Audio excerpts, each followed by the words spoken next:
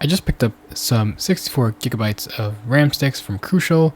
These are the DDR4 Pro memory sticks.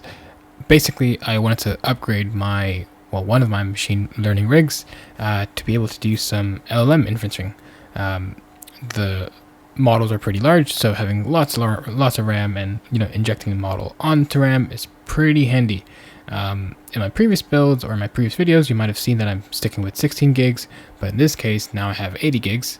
I have done the, famous sin of just mismatching RAM, but at this point, you all have to forgive me on that. So hopefully the idea is that my 16 gigs would be just stabilizing the system so I can have some apps open, but the 64 gigs, or the leftover remaining chunks of memory can be allocated to running the LLM and inferencing with that. For instance, Llama 3 at 70 billion parameters.